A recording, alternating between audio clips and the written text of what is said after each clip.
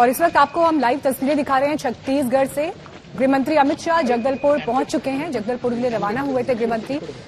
नक्सली हमला और उसमें 22 जवान शहीद हुए हैं। जो जवान घायल हैं आज उनसे मुलाकात करेंगे गृहमंत्री। उनका आज के दिन का यहाँ पर यह अहम कार्यक्रम है। हालांकि इससे पहले कल शाम भी उन्होंने एक हाई लेवल मीटिंग की छत्तीसगढ़ के मुख्यमंत्री के साथ, लगातार संपर्क में।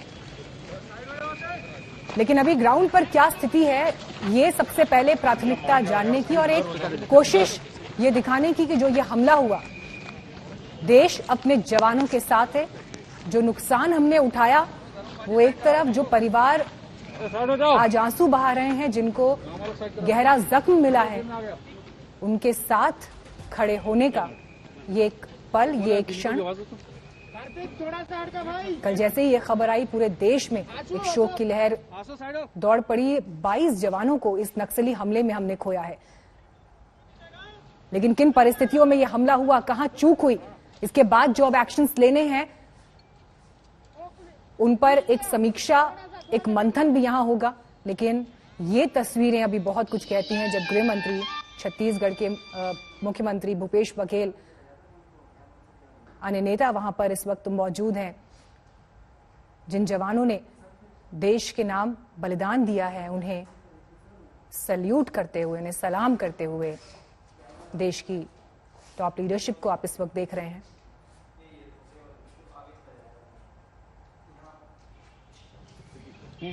हट जाओ आप चिंता मत कीजिए। शहीद जवानों को श्रद्धांजलि देने के लिए गृहमंत्री अमित शाह वहां पर मौजूद हैं। छत्तीसगढ़ के मुख्यमंत्री भी मौजूद। हालांकि इन परिवारों को कभी ना भुलाए जा सकने वाला जख्म मिला है।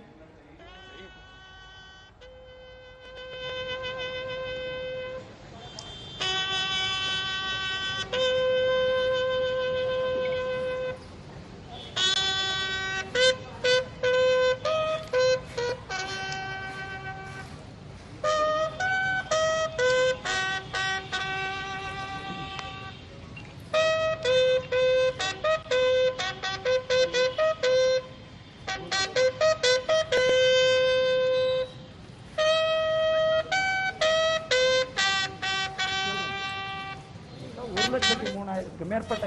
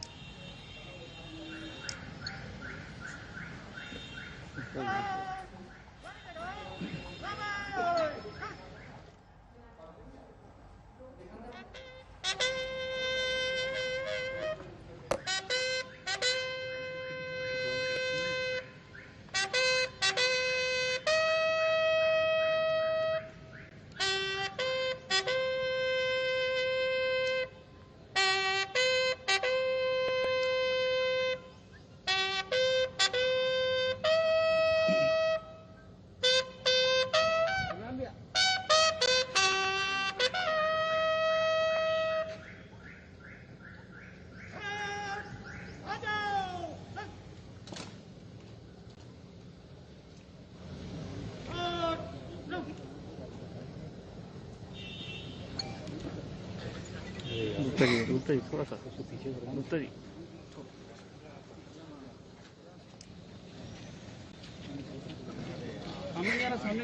सामने नहीं आना प्लीज। नहीं जैसे आएंगे हम लोग साइड हो जाएंगे।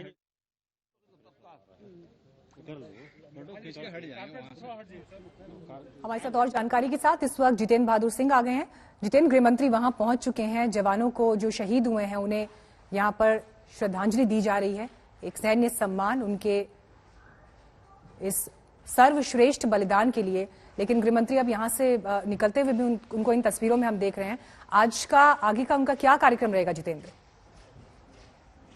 देखिए मीनाक्षी, गृह मंत्री अमित शाह ने अब इससे थोड़ी देर पहले जो जवान शहीद हुए हैं 22 जवान, उनको श्रद्धांजलि दिया है। साथ ही अभी ये भी जानकारी है कि एक जवान अभी भी मिसिंग है, जिसके बारे में सर्च ऑपरेशन चलाया जा रहा है। गृह मंत्री इसके बाद यहाँ से उस जगह पर जाएंगे जहाँ पर बहुत सारे जो जवान हैं वो घायल हुए हैं। जानकारी ये है कि 31 जवान जो इस पूरे ऑपरेशन में घायल हुए हैं, जिसमें से 13 जवान गंभीर रूप से घायल हैं, उनसे मुलाकात केंद्रीय गृह मंत्री अमित शाह करेंगे। इसके बाद एक बड़ी समीक्षा बैठक केंद्रीय गृह मंत्री अमित शाह करेंगे, जिसमें सेंट्रल एजेंसीज तो शामिल ही होंगी, साथ ही राज्य सरकार के जो मुख्यमंत्री हैं वो भी इस पूरी बैठक में शामिल रहेंगे और आगे किस तरीके से ऑपरेशन चलाना है इस पूरे जो नक्सलियों के खिलाफ, क्योंकि नक्सली अब बहुत कम संख्या में बचे हुए हैं, लेकिन जिस तरीके से उन लोगों ने एक बड़ा प्रहार सुरक्षा बलों के ऊपर किया है, इससे हमारी काफी क्षति हुई है। जिस बात को देखते हुए केंद्रीय गृह मंत्री ने कल ही ये साफ कर दिया था कि ऑपरेशन में किसी भी तरीके की कमी नहीं आएगी और इन लोगों के खिलाफ जो नक्सली अलग अलग जगहों पर कुछ छोटे छोटे पॉकेट्स में जहां पर उन्होंने ट्राई जंक्शन बना रखा है, वहां पर ये लोग मौजूद हैं, वहां उनके खिलाफ बड़ी कार्रवाई की जाएगी। और इसके लिए दिल्ली में जब वो मौजूद थे तो उन्होंने एक बड़ी बैठक की थी, जिसमें इंटेलिजेंस ब्यूरो के जो चीफ हैं उनके साथ बैठक हुई, सीआरपीएफ के अधिकारी थे, साथ ही जो दूसरे अधिकारी मौजूद थे, उसमें तमाम खास विषयों पर निर्णय भी लिया गया और ये कहा गया कि नक्सलियों के खिलाफ एक बड़ा ऑपरेशन चलाया जाएगा, जिसका नाम ऑपरेशन प्रहार होगा और इस ऑपरेशन के जरिए उन तमाम चीजों पर कार्रवाई की जाएगी, जिससे नक्सली जो नए कैडर की भर्ती करने में जुटे रहते हैं। तस्वीरें इस वक्त बहुत अहम है जो इस वक्त पूरे देश को देखनी चाहिए, क्योंकि ये उन जवानों के पार्थिव शरीर यहाँ पर हैं जिन्होंने हमारे लिए, देश के लिए सर्वोच्च बलिदान दिया है अपने जीवन का। उन्हें यहाँ पर श्रद्धा सुमन अर्पित करते हुए आप गृह मंत्री अमित शाह और छत्तीसगढ़ के मुख्यमंत्री भूपेश बघेल को देख रहे हैं। अपने साथियों को अंतिम विदाई यहाँ पर ये बाकी जवान दे रहे हैं। 22 जवानों को हमने इस हमले में खोया है, लेकिन कल ही जब गृहमंत्री ने इस हमले को लेकर मीडिया से बात की तो उन्होंने ये कहा था कि मैं इन परिवारों को जिन्होंने अपनों को खोया है उन्हें ये आश्वासन दिलाना चाहता हूं कि ये बलिदान व्यर्थ नहीं जाएगा। ये तस्वीरें दिल को छलनी छलनी कर देती हैं जब आप ये देखते हैं कि एक नक्सली हमले में माओ ने अपने 22 बेटों को खोया है। सर्वोच्च बलिदान, ये शहादत हुई है, लेकिन जिस तरह से ये हमला हुआ, नक्सलियों ने जो ये चोट देश को दी है, इसे लेकर गृहमंत्री ने ये जरूर कहा कि इसकी समीक्षा होगी और इसको लेकर जो कदम उठाने हैं, ये आश्वासन न सिर्फ परिवारों को बल्कि पूरे देश को मैं दिलाना चाहता हूं कि ये बलिदान व्यर्थ नहीं जाएगा। और आज के दिन में आगे जो गृहमंत्री अमित शाह के कार्यक्रम है उसमें जिस जगह यह हमला हुआ है वहां पर भी वो जाएंगे और नक्सलियों के खिलाफ कड़ी कार्रवाई करने को लेकर संदेश भी उन्होंने कल दिया।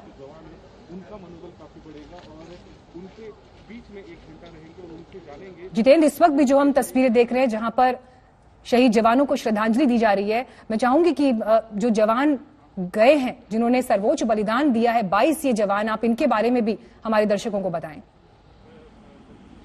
देखिए मीनाक्षी, जो 22 जवान शहीद हुए हैं, इसमें से जो जवान हैं वो सीआरपीएफ के कोबरा बटालियन से जुड़े हुए जवान हैं, साथ ही एक खास तरीके की बस्तरिया बटालियन जो कि नक्सलियों के खिलाफ ऑपरेशन करने के लिए बनाई गई थी, उसका भी इसके अलावा जो जानकारी है उसके मुताबिक राज्य सरकार की जो डीआरजी जो खास तरीके की एक फोर्स तैयार की गई जो नक्सलियों के खिलाफ ऑपरेशन करती है, उसके जवान हैं और एसटीएफ से जुड़े हुए जवान इसमें शामिल हैं जो कि शहीद हुए हैं। गृह मंत्री अमित शाह इस बात का आश्वासन जो शहीद परिवार हैं उनको उन्होंने कल ही दिया था कि इन शहीदों का जो बलिदान है वो व्यर्थ नहीं जाएगा और नक्सलियों के खिलाफ बड़ी कार्रवाई होगी।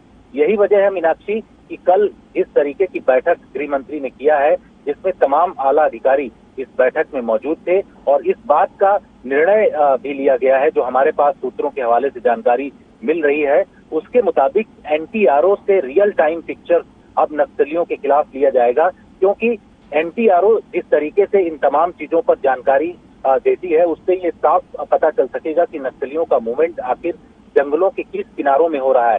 क्योंकि इस वक्त जो सिक्योरिटी फोर्सेज हैं नक्सल इलाकों में, खासतौर पर उनका अपर हैंड माना जा रहा है।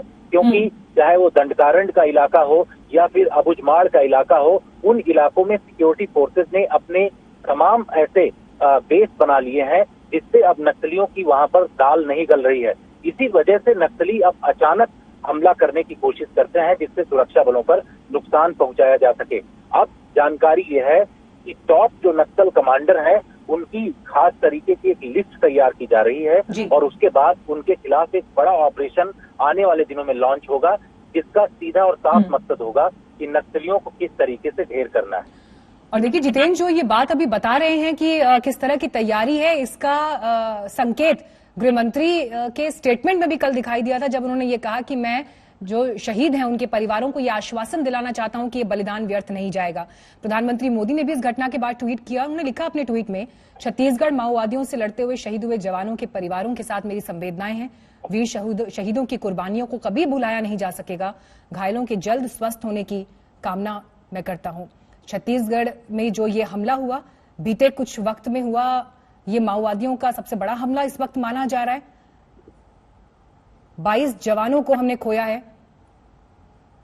मैं इनके नाम भी जरूर इस वक्त आपके सामने पढ़ना चाहूंगी। तस्वीर आपको हम दिखा रहे हैं। Deepak Bhardwaj sub inspector, Ramesh Kumar Jurri head constable, Narayan Sodhi head constable, Ramesh Korsa constable, Subhash Nayak, Kishore Andrik, Sankuram Sodhi assistant constable, Bhosaram Kartami, Shravan Kashyap, Ramdas Kuram, Jagat Ram Kanwar, Sukh Singh Faras, Ramashankar Paikra, Shankar Nath, Dilip Kumar Das inspector, Rajkumar Yadav head constable, Shambhu Rai constable, Dharmdev Kumar constable, Shakhamuri Murari Krishna, Rathu Jagdish constable, Bambu Rambha, Samaiya Madvi.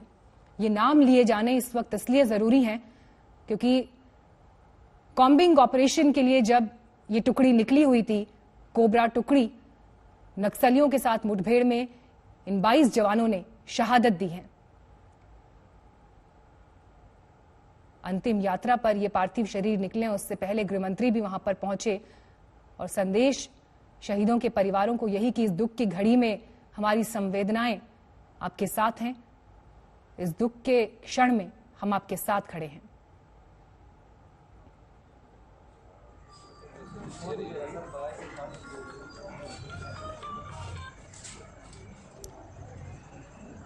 इससे पहले नक्सल ऑपरेशन के डीजी अशोक जुनेजा ने भी ये बताया कि घटनास्थल पर सुरक्षा बलों की टीम जब पहुंची तो वहां पर उन्होंने पहले 20 शव बरामद किए थे। मुठभेड़ के बाद माओवादी अपने घायल साथियों को 3 ट्रैक्टर ट्रॉलियों की मदद से ले गए थे। घटना की जांच एक तरफ, लेकिन माओवादियों को भी नुकसान हुआ है, इस बात की जानकारी दी गई है। पिछले कुछ सालों में छत्तीसगढ़ में हुआ ये बड़ा नक्सली हमला माना जा रहा है। लेकिन जिस बात की जानकारी हमारे संवाददाता जितेंद्र भी अब से कुछ देर पहले दे रहे थे कि जिस तरह से जिन इलाकों में चौकसी बढ़ी है और उसके बाद जो ऑपरेशन तब तक चलाए गए हैं, ये बौखलाहट है नक्सलियों की, जिसके बाद उन्होंने इस तरह का कदम उठाया अपनी मौजूदगी दिखाने के लिए। लेकिन देश ना इससे झुकेगा ना इससे डरेगा। जितेंद्र बहादुर सिंह आ गए हैं इस वक्त और जानकारी के साथ हमारे साथ। जितेंद्र, ये लाइव तस्वीरें तो हम यहाँ इस कार्यक्रम से दिखाई रहे हैं जहां पर देश इन शहीदों को सलाम कर रहा है, इनके परिवारों को ये संदेश दे रहा है कि इस दुख की घड़ी में हम आपके साथ हैं। लेकिन लड़ाई यहां से आगे बहुत बड़ी है। यहां से आगे लड़ाई इसलिए बड़ी है क्योंकि बीते कुछ सालों में हुआ ये एक बड़ा हमला माना जा रहा है छत्तीसगढ़ में नक्सलियों का, और इसीलिए इसके बाद क्या कदम उठाए जाते हैं, नजरें इस बात पर भी रहेंगी जितेंद्र। बिल्कुल मीनाक्षी, किस तरीके के आगे कदम उठाने हैं इस बात को लेकर के केंद्रीय गृह मंत्री अमित शाह अब से थोड़ी देर बाद जब जवानों से जो कि घायल हुए हैं उनसे मिलने के बाद एक समीक्षा बैठक करेंगे। जो हमारे पास जानकारी इस वक्त मौजूद है, कल भी केंद्रीय गृह मंत्री अमित शाह ने देर रात तक एक बैठक दिल्ली में की थी और इस बैठक में इंटेलिजेंस ब्यूरो के अधिकारी के साथ साथ सीआरपीएफ के तमाम सीनियर अधिकारी मौजूद थे, जो कि नक्सली इलाकों में नक्सलियों का मीनाक्षी आपको बता दें क्योंकि बहुत ज्यादा एरिया अब नहीं बचा हुआ है। उड़ीसा के कुछ एरिया में, इसके अलावा छत्तीसगढ़, झारखंड और इन राज्यों के कुछ इलाकों में नक्सली अब कुछ बचे हुए हैं जो कि अंतिम सांसें गिन रहे हैं।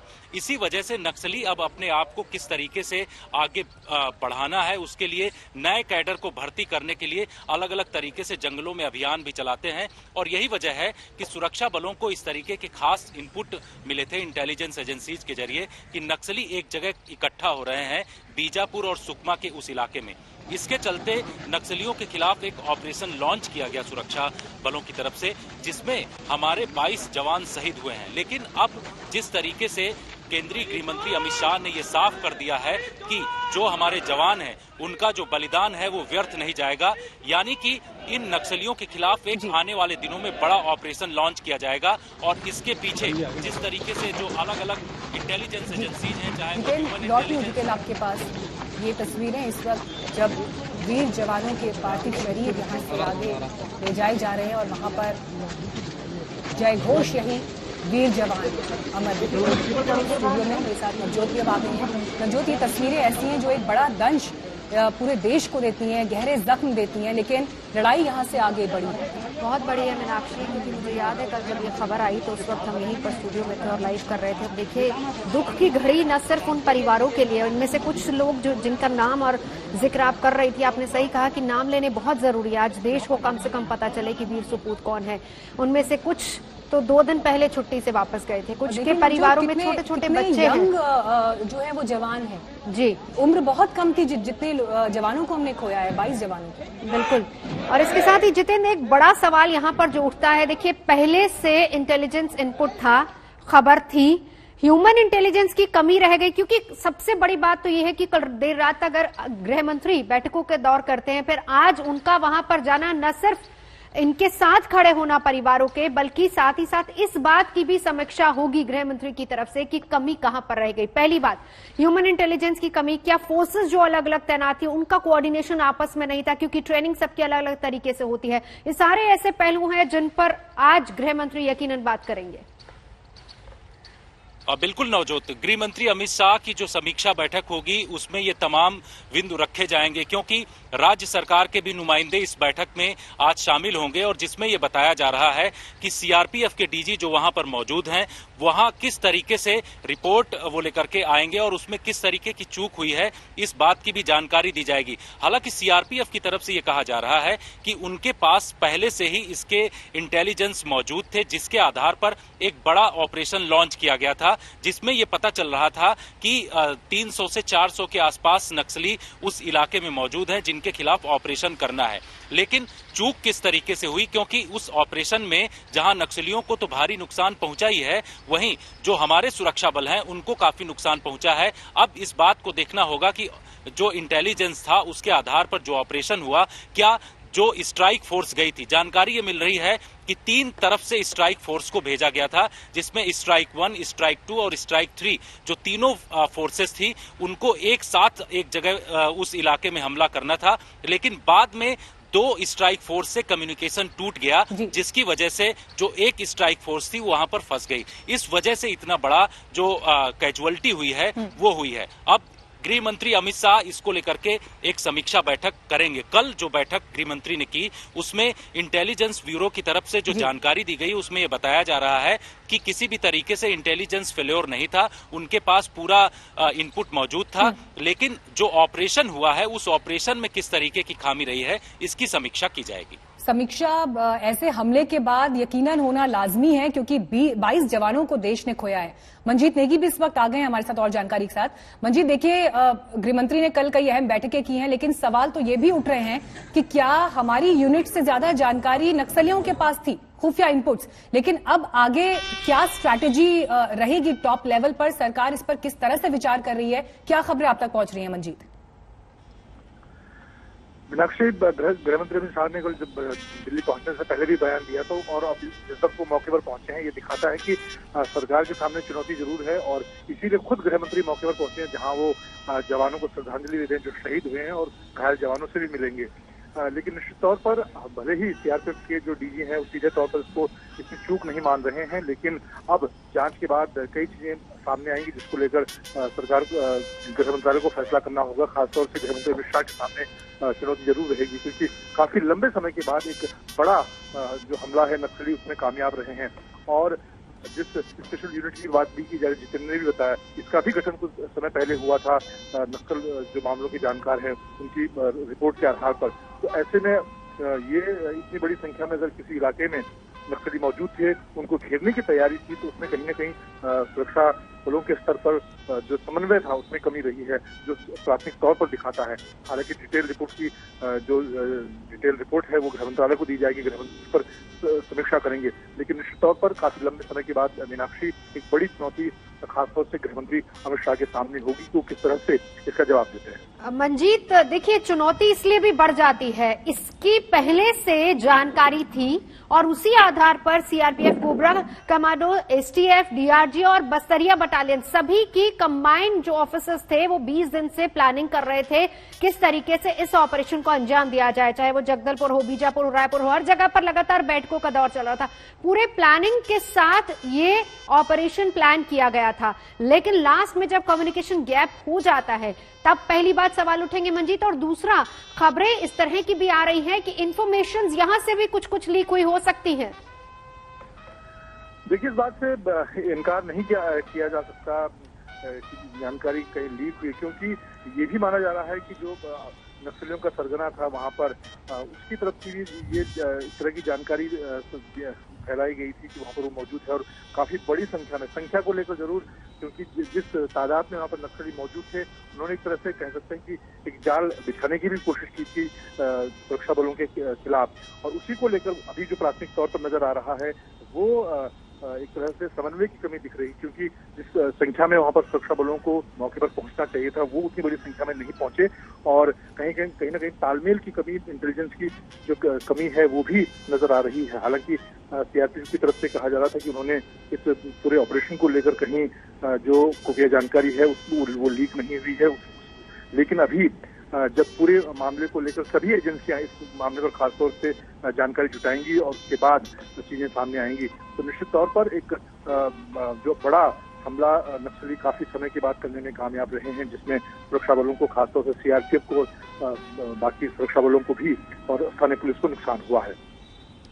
बिल्कुल मंजीत, एक और बड़ा सवाल यहाँ पर यह भी उठता है, क्योंकि देखिए हिडमा जो नक्सली था उसके साथ 180 और नक्सली थे, 250 से ज्यादा और नक्सली थे जो कि ऊपर पहाड़ियों पर अलग अलग जगह पर तैनात थे, जहां पर इन जवानों को टारगेट किया गया था। तो ये तमाम ऐसे सवाल हैं जिनको लेकर जांच होगी। और इस बीच ये तस्वीरें लगातार मीनाक्षी बहुत दिल को दुखाने वाली, लेकिन इस बलिदान को कभी भुलाया नहीं जा सकता। और महाराष्ट्र में कोरोना के मामले लगातार बढ़ते जा रहे हैं। 24 घंटों की अगर बात करें तो 57,000 से ज्यादा नए केस सामने आए हैं, जबकि 22 लोगों ने 24 घंटे के भीतर दम तोड़ दिया। और इस बीच सिर्फ अगर मुंबई, पुणे और नागपुर का जिक्र करें तो हालात वहां पर सबसे ज्यादा खराब हैं और इसी को काबू में करने के लिए राज्य सरकार ने सख्ती भी की है।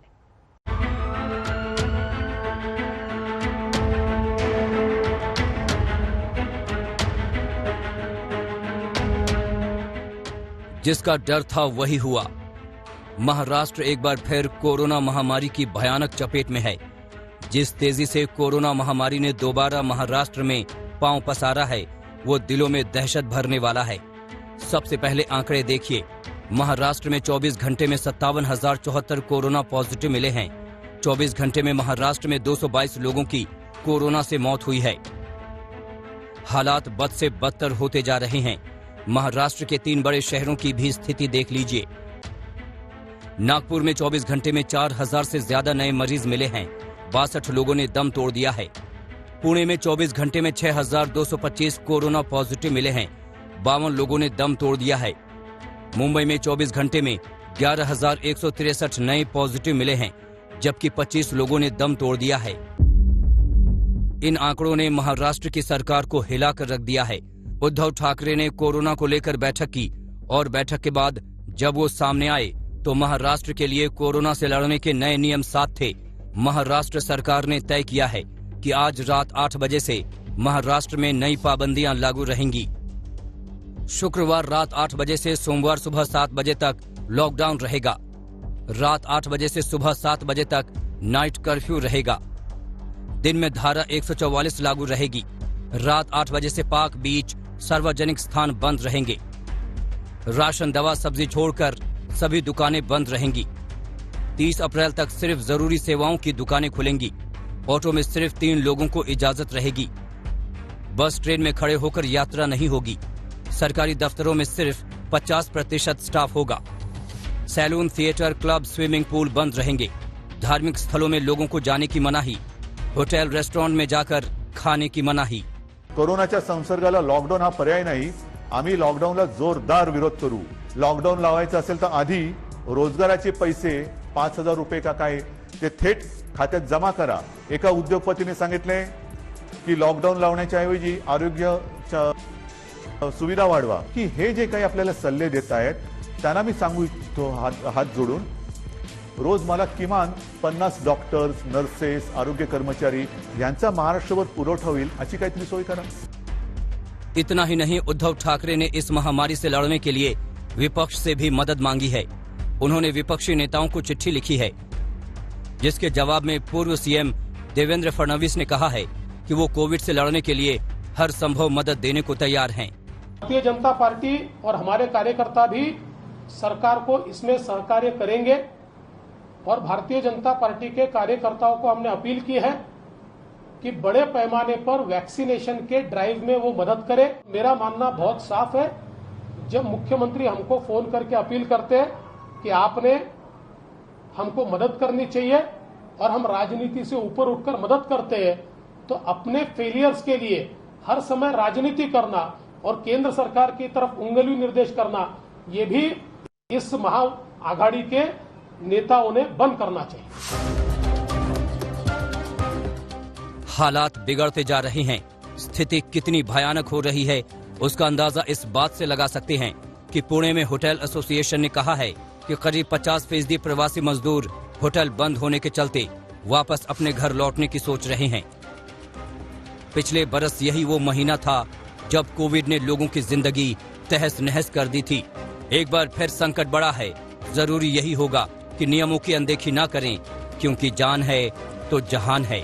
मुंबई से साहिल जोशी और मुस्तफा शेख के साथ पंकज खेलकर, पुणे, आज तक। बॉम्बे हाईकोर्ट का एक बड़ा फैसला है जिसमें देशमुख मामले में जांच अब सीबीआई करेगी और ये भी कहा गया है कि 15 दिन में प्राथमिक रिपोर्ट पेश की जाए। 15 दिन में प्राथमिक रिपोर्ट सौंपने के लिए कहा गया। अनिल देशमुख पर आरोप लगे थे वसूली के और इसी को लेकर परमवीर सिंह ने दायर की याचिका और अब सीबीआई मामले की जांच करेगी। विद्या हमारे साथ इस वक्त जुड़ चुके हैं। विद्या, क्या अपडेट वहां से?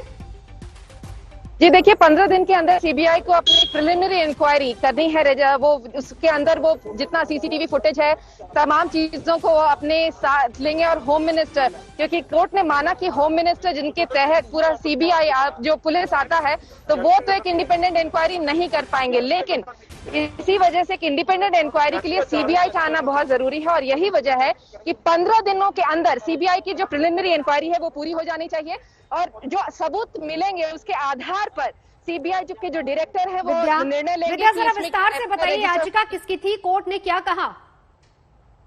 दी देखिए, इस पूरे मामले में याचिका 4 थी जिसकी सुनवाई हो रही थी।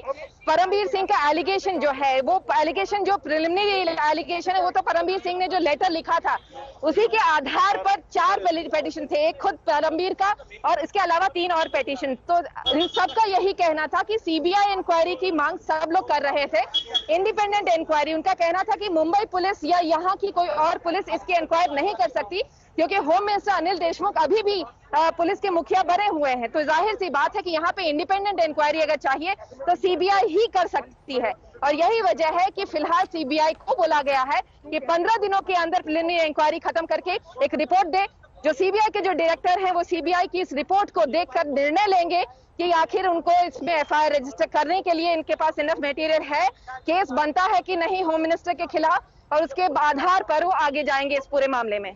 जी विद्या, एक बार हमारे दर्शकों को ये भी बताइए कि को लगता है और कॉग्निजेबल ऑफेंस है सीबीआई एफआईआर रजिस्टर करे। जयश्री पाटिल ने जो एफआईआर करी है कोर्ट ने कहा है उस पे भी सीबीआई देखेगी कि ये एफआईआर। हाँ, सभी देखेगी। देखिए 15 दिन में प्रिलिमिनरी इंक्वायरी। यस सीबीआई सभी देखेगी इसमें और सीबीआई को फिर जो लगता है उस पर डिसीजन लेंगे। Okay, thank you.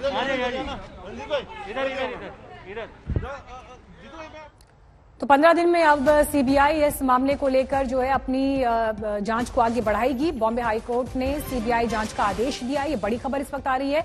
महाराष्ट्र के गृह मंत्री अनिल देशमुख के खिलाफ सीबीआई जांच का आदेश दिया गया है। विद्या हमारे साथ मौजूद है और डिटेल्स के साथ। विद्या, एक बार हमारे दर्शकों को आप ये भी बताइए कि अनिल देशमुख की जो ये भूमिका है, जो संदेह के दायरे में आई है, इसमें कितने गंभीर आरोप उनके ऊपर हैं और ये अब आगे आने वाला वक्त सीबीआई के लिए भी किस तरह से चैलेंजिंग रहेगा इन्वेस्टिगेशन के मामले में? जी देखिए, 2-3 आरोप तो काफी साफ साफ लिखे गए थे परमबीर सिंह द्वारा। एक तो ये कि वो उन्होंने अपने जो नीचे के ऑफिसर्स हैं, जैसे कि सचिन वाजे हो या फिर सोशल सर्विस ब्रांच के अधिकारियों को साफ साफ पैसे की उगाही का आदेश दिया था। ये एलिगेशन साफ साफ लिखा है, जिसकी वजह से इस पूरे मामले में टीवी लिए जाने की मांग, होम मिनिस्टर के घर का सीसीटीवी की मांग कर रहे हैं सारे पिटिशनर्स। और यही वजह है कि सीबीआई को अगर इसमें मामले में इंक्वायरी करनी है तो सबसे पहले वो अनिल देशमुख के घर के बाहर के सारे सीसीटीवीज उनको जब्त करने पड़ेंगे। इसके अलावा जो दूसरा एलिगेशन परमबीर सिंह ने ये लगाया था कि दादर नगर हवेली के जो एमपी हैं मोहन देलकर, उन्होंने जो आत्महत्या की थी, उनका जो एफआईआर रजिस्टर होना था वो दरअसल दादर नगर। रोक रहे हैं, कुछ रिएक्शंस आ रहे हैं, एक बार अपने दर्शकों को वो भी सुनवा देते हैं इस पूरी घटना पर।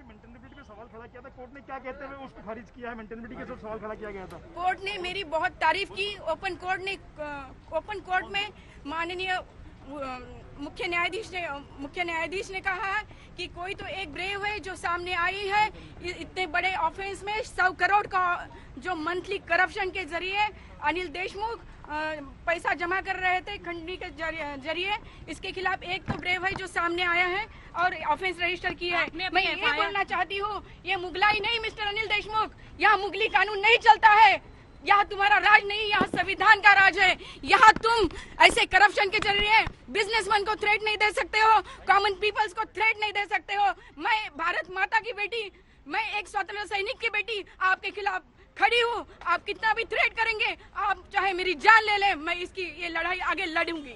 मैम एक सवाल और, जो एफआईआर में आपने आरोप लगाए वो भी बता दीजिए। एफआईआर में मैंने कहा है कि ये 100 करोड़ जो है करप्शन के जरिए Anil Deshmukh common people businessman से वसूल कर रहे थे और offence is in continuity. Up till now offence is not stop, क्योंकि जो होम डिपार्टमेंट है, पुलिस डिपार्टमेंट है, अनिल देशमुख के अंडर में काम करता है, इसलिए उनका अंड्यू इन्फ्लुएंस है, उसका ऑफिस का इन्फ्लुएंस है, इसीलिए वो ना ही एफआईआर रजिस्टर होने दे रहे थे और ना ही इन्वेस्टिगेशन होने दे रहे थे। और इतना दुर्दैव इस देश का है, ये संविधानिक देश का है कि इसमें पुलिस डायरी में तक मेरा नाम मेंशन नहीं करने दिया अनिल देशमुख ने। बाकी 2 लोगों की भी याचिका थी।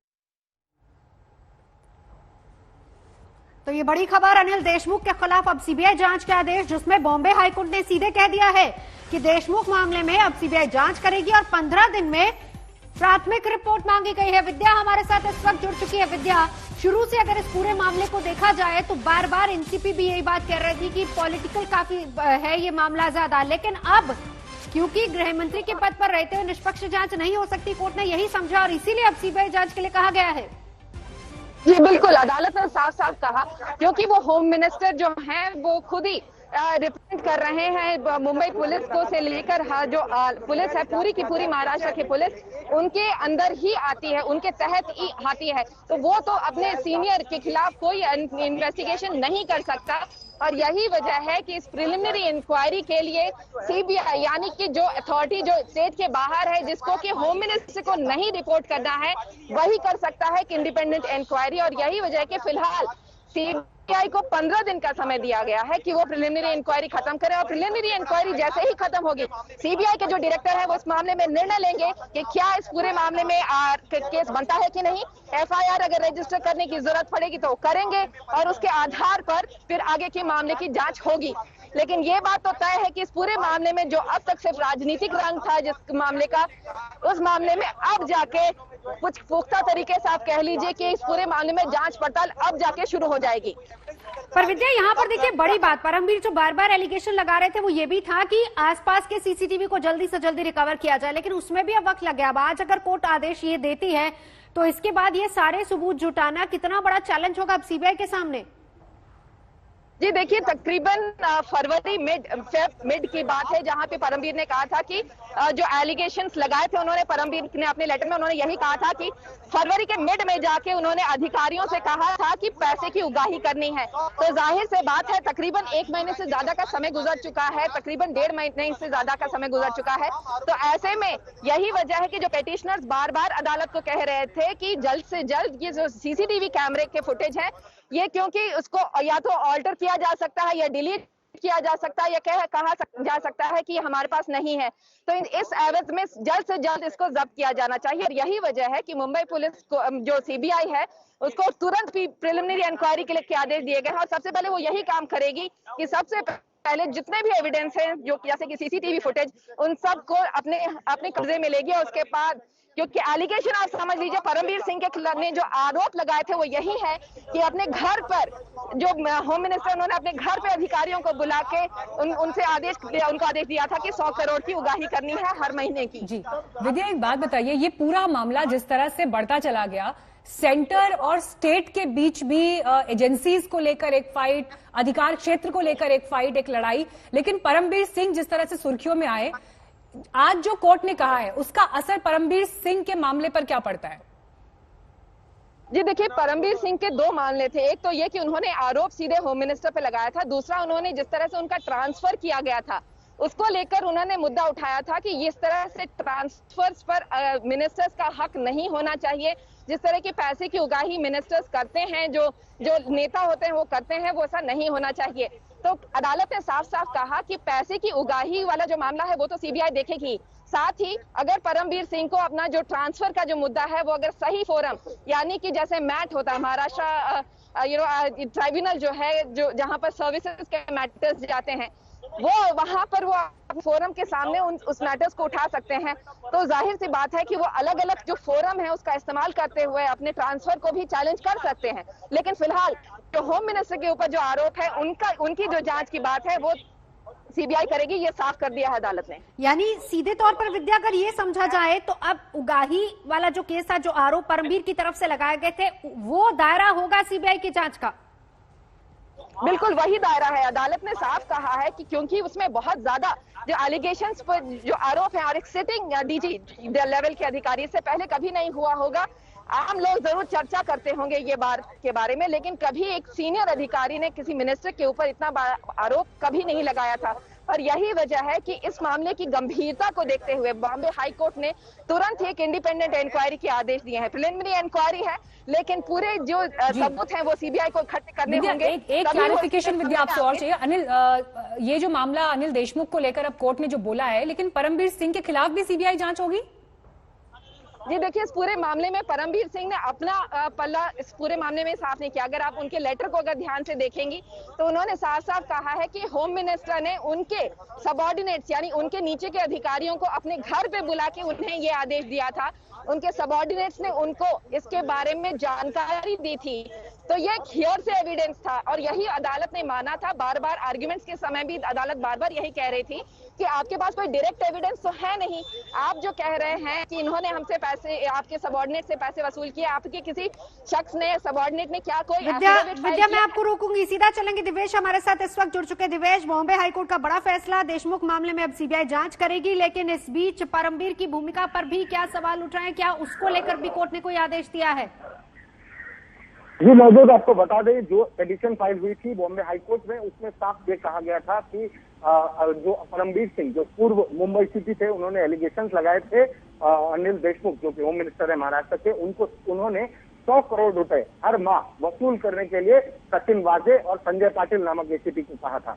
इसके बाद सुप्रीम कोर्ट में दौड़ लगाई थी, एक पिटीशन फाइल हुई थी। सुप्रीम कोर्ट ने ये आदेश दिया था कि आप बॉम्बे हाईकोर्ट को अप्रोच करें। जिसके बाद बॉम्बे हाईकोर्ट ने इस पूरे मामले को सुना और इसे सुनने के बाद आज यह निर्देश दिया गया है कि सीबीआई प्रिलिमिनरी जांच करे। इस जांच की रिपोर्ट सीबीआई डायरेक्टर को दी जाए और सीबीआई डायरेक्टर उसके बाद उस पर कॉल लेंगे कि इसमें एफआईआर दर्ज की जानी चाहिए या नहीं। और अभी ये बता सकते हैं कि प्रिलिमिनरी जांच की ऑर्डर आ गई है बॉम्बे हाईकोर्ट की तरफ से और इस प्रिलिमिनरी जांच के बाद ये पता चलेगा कि किस तरीके से क्या अनिल देशमुख सच में उन्होंने ऐसा कोई आदेश दिया था सचिन वाजे या संजय पाटिल को 100 करोड़ रुपए हर माह वसूली करने के लिए बार, होटल और अन्य बिजनेस एंटिटीज से। ये भी कहा गया है ऑर्डर में कि परमबीर सिंह को जो ट्रांसफर किया गया मुंबई सिटी के पद से, उन्हें हटाकर डीजी होमगार्ड बनाया गया, उससे भी वो रेज कर सकते हैं अप्रोप्रिएट फोरम के सामने। यानी बिल्कुल मैं रोक रही हूँ आपको। किरीट सोमैया बीजेपी के नेता इस वक्त हमारे साथ जुड़ चुके हैं। किरीट जी, अब कोर्ट का आदेश कि अब सीबीआई जांच करेगी? मैं हाईकोर्ट के निर्णय से मुझे बहुत आनंद हो रहा है, क्योंकि हर महीने 100 करोड़ की वसूली जो हो रही थी वो सिर्फ अनिल देशमुख के पास नहीं, मुख्यमंत्री कार्यालय उद्धव ठाकरे जी के मंत्री अनिल परब भी उसमें हिसाब रखते थे। तो पैसा कहाँ से आता था वो तो सचिन वाजे से पता चलेगा, लेकिन पैसा कहाँ जाता था वो अभी सीबीआई की जांच में बाहर आएगा। ठाकरे सरकार यानी वसूली सरकार, यह सिद्ध हो जाएगा। जी, शुक्रिया हमसे बात करने के लिए।